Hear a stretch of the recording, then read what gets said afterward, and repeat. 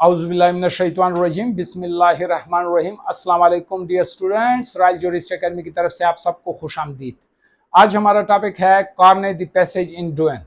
आपने देखा होगा अक्सर सादालू लोग अपने बाइसिकल को उठा के या बाइक को उठा के या मोटर कार को उठा के वो ले जाके वो हज कराते हैं, उम्रा कराते हैं, या व्लॉग्स यूट्यूबर्स आपने देखे होंगे वो मुख्तलिफ ममालिक के चक्कर लगाते हैं, लेकिन वो अपनी गाड़ी में होते हैं। ठीक, अब ये कानून कहाँ से आया, इसका बुनियाद, इसकी हिस्ट्री क्या है, पाकिस्तान में ये कानून, इस कानून को क्या बोलते हैं, इंटरनेशनली इसको कार्नेट, असल में कार्नेट नहीं है, ये कार्ने है, carnet de passage, carnet de passage en douane, ये इसका असल में नाम है, DOUANE। तो ये असल में बुनियादी इस कानून का नाम है।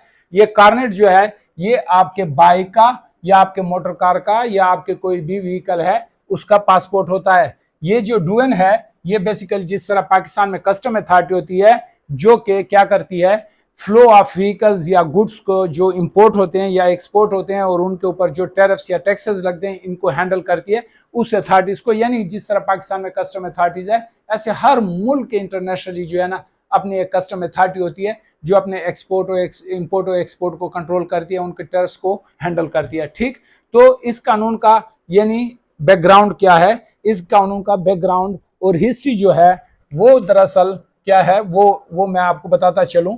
वो AIT एक इदारा था, AIT, इसकी बुनियाद रखी गई थी 1898 में, 1898 में इसकी बुनियाद रखी गई थी। इसको बोलते हैं एलियांस इंटरनेशनल टूरिज्म। ठीक, tourism, Alliance international tourism.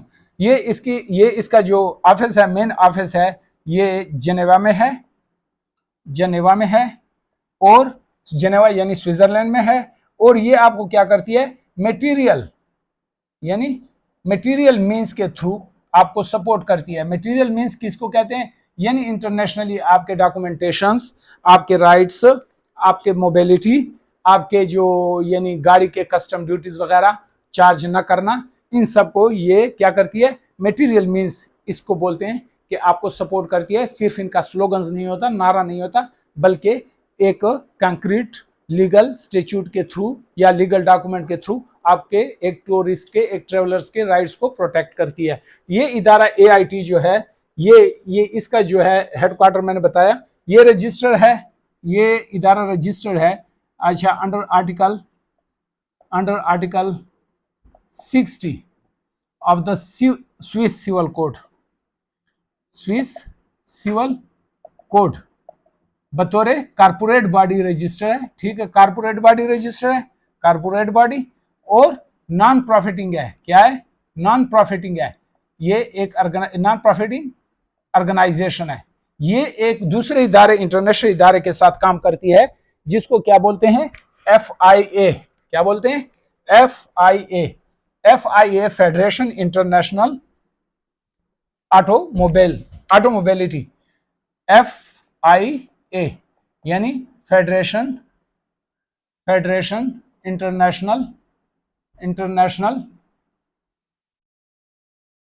International auto mobility. ठीक, अच्छा, तो ये इस इदारे के साथ काम करती है। ये 1904 में ये इदारा कायम हुआ। इसका हेड ऑफिस पेरिस फ्रांस में है। ये भी नॉन प्रॉफिटिंग वो है, ऑर्गेनाइजेशन है। ये 244 मोटरिंग और एंड स्पोर्ट्स से जो रिलेटेड वो हैं ऑर्गेनाइजेशन, स्पोर्टिंग। अच्छा, ऑर्गेनाइजेशंस को कितने ममालिक, ऑर्गेनाइजेशंस को सपोर्ट करती है, कितने ममालिक में, 146 कंट्रीज में रिप्रेजेंट करती है। इसके मुख्तलिफ क्लब्स हैं।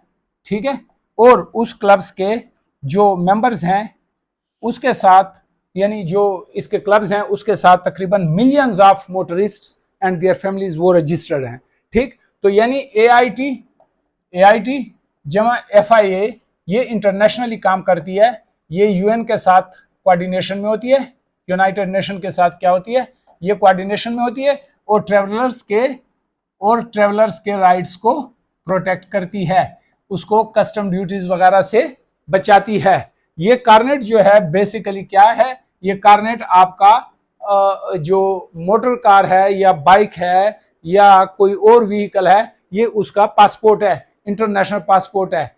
ऐसे में अब बात आती है कि ये पाकिस्तान में इसका कानून हमें कहां मिलेगा।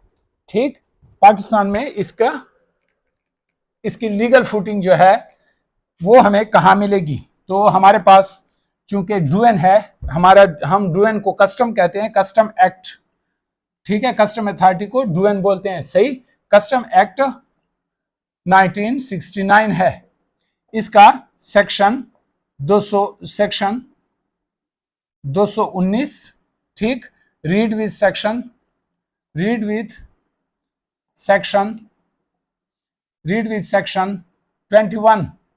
Of this very custom act 1969, उसके तहत रूल्स बने हैं जिसको कहते हैं टेम्पोरेरी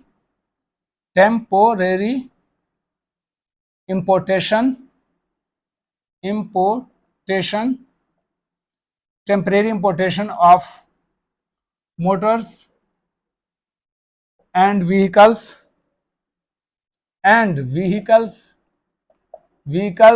rules 1979, ठीक। तो 1970 temporary importation of Motors and vehicle rules 1979, ये इसके तहत ये कार्ने दी पैसेज पाकिस्तान में कौन सा इदारा इशू करता है? Automobile association of Pakistan. कौन सा इदारा? Automobile association of Pakistan.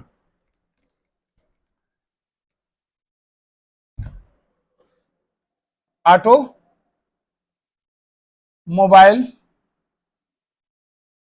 Association of Pakistan जो है वो एआईटी के साथ इन रूल्स के मुताबिक क्या करती है? काम करती है। तो ये आपको ये नहीं मकसद है, ये ऑटोमोबाइल एसोसिएशन ऑफ पाकिस्तान सबसे पहले आपसे अपनी फी चार्ज करती है। दूसरा, फी तकरीबन इसकी 40 से 50 हजार है, कोई इतनी ज्यादा नहीं है। दूसरा, एक सिक्योरिटी होती है। सिक्योरिटी किस चीज की होती है? आपकी बाइक की होती है या आपके मोटर की होती है या कोई भी व्हीकल है उसकी सिक्योरिटी होती है, और ये 300 टाइम्स है इस वक्त। मकसद है अगर आपकी गाड़ी 1 लाख की है या आपका बाइक 1 लाख का है तो आपने 3 लाख सिक्योरिटी जमा करनी होगी।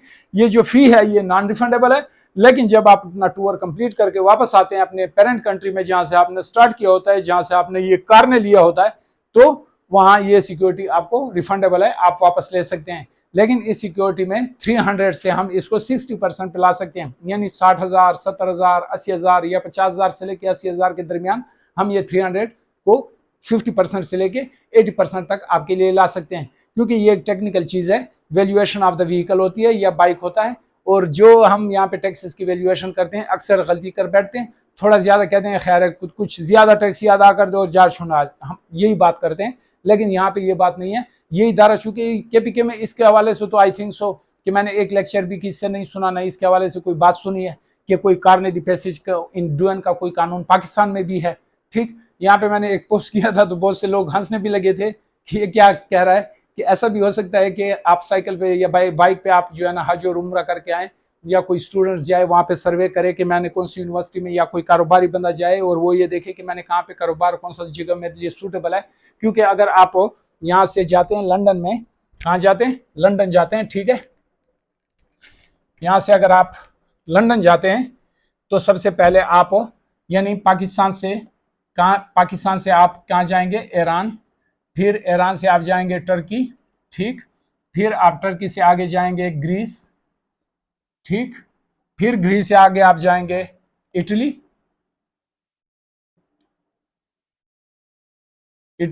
और फिर इटली से बाद फ्रांस में जाएंगे, और फ्रांस के बाद आप जाएंगे, कहाँ जाना है? आपने जाना है इंग्लैंड, ठीक है। तो इंग्लैंड या ग्रेट ब्रिटेन, तो आप बरतानिया पहुंच जाते हैं, ठीक है। तो कितने ममालिक से आपको गुजरना पड़ता है? यानी Iran, Turkey, Greece, Italy, France और ये 6 ममालिक हैं, ठीक है।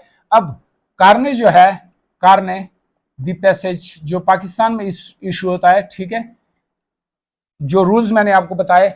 अब ये कार्ने असल में 3 पेपर्स के ऊपर मुश्तमिल होता है।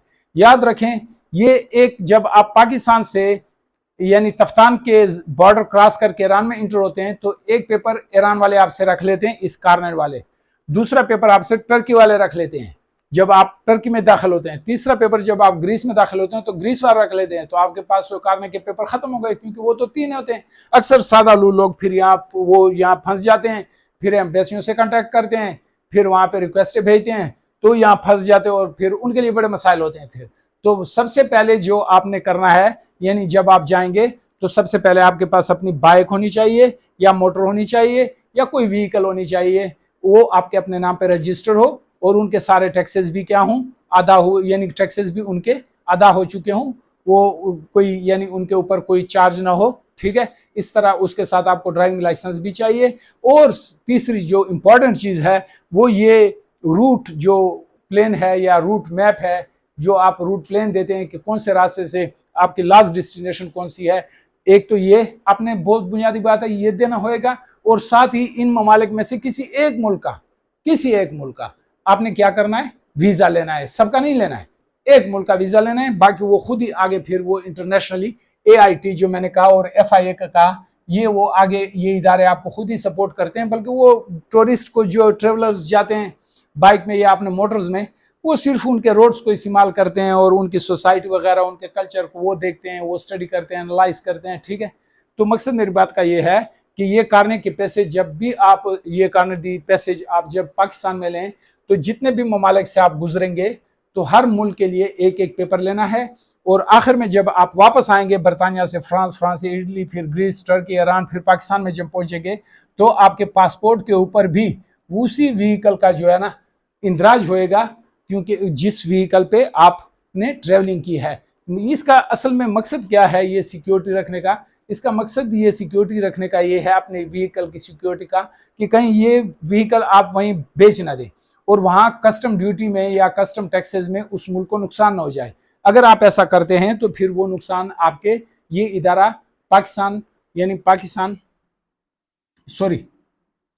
Automobile association of Pakistan, automobile association of Pakistan, फिर इसको क्या करता है, उस लॉस को एसोसिएशन ऑफ पाकिस्तान, इसका दफ्तर लाहौर में है और हम इनके साथ इन कांटेक्ट भी हैं और ये बहुत ज़्यादा ताउन करते हैं पाकिस्तानी शहरियों के साथ, क्योंकि ये कानून, इस कानून की जानकारी भी एक तो लोगों में बहुत कम है और दूसरी बात ये है कि बहुत कम लोग बाहर जाते भी हैं। हम सिर्फ बाई एयर के, हमें पता है कि हम बाई एयर बाहर जा सकते हैं, बाई रोड्स हम नहीं जा सकते। लेकिन अगर ये कानून आम लोगों को सही तरीके से समझ आ गई कि इतना सादा सा कानून है और इतना सादा सा रास्ता है, तो यकीन जाने कि 80% जो बाई एयर जाते हैं वो बाई रोड्स जाएंगे, क्योंकि बहुत ज़्यादा सहूलत होती है। अगर आपने वहाँ पहुँचना है, वैसे भी 2-3 दिन तो हमारे दुबई जाते हैं तो एयरपोर्टों पे इंतज़ार करना और वहाँ पहुँचना एक जगह से दूसरी, तो इन 2-3 दिन तो हमारे वैसे भी लग जाते हैं। और जब बाई रोड जाते हैं तो 7 दिन लग जाएं तो क्या फ़र्क पड़ता है, कम से कम फैसिलिटीज़ तो होंगी, ज़मीन के ऊपर होंगे, हवा में नहीं होंगे। मकसद बात का ये है कि जो यानी इस कानून का अगर आम लोगों को पता चला तो 80% वो बाई एयर जाना छोड़ देंगे। पाकिस्तान में इस कानून के मुतालिक मैंने पहले भी बताया कि बहुत कम जानकारी है, इसलिए ऑटोमोबाइल एसोसिएशन ऑफ पाकिस्तान जो है वो हमारे साथ बहुत ताउन भी करते हैं। इसका ऑफिस लाहौर में है, ठीक है, लाहौर में है और ये AIT और FIA के साथ भी काम करती है। अच्छा, इसका जो बहरहाल थोड़ी बहुत मैंने आपको हिस्ट्री बताई इस कानून की जो पाकिस्तान में है, carnet de passage en douane, तो ये बहरहाल इंटरनेशनली इसको यही बोला जाता है, कार्ने दी पैसेज, ठीक है, क्या कार्ने दी पैसेज। तो बहरहाल इसके अलावा जो है ना आपको मैंने बता दिया है कि कस्टमर के नीचे जो है ना सेक्शन जो उसका वो 219 है और 21 है, उसके अंडर जो temporary importation of motor vehicle rules वो भी मैंने बता दिए। आई थिंक सो कोई ऐसी चीज़ रह नहीं गई। अच्छा, जो मकसद है कि हाँ एक चीज़ है जो मटेरियल सपोर्ट वो भी मैंने क्लियर कर दिया। और अगर कोई ऐसा क्वेश्चन है जो आपके जहन में आता है और मुझसे मिस हो गया है तो आप बिल्कुल कमेंट्स बॉक्स में मुझसे पूछ सकते हैं। इंशाल्लाह अगले लेक्चर के लिए इजाज़त चाहूँगा। Thank you very much.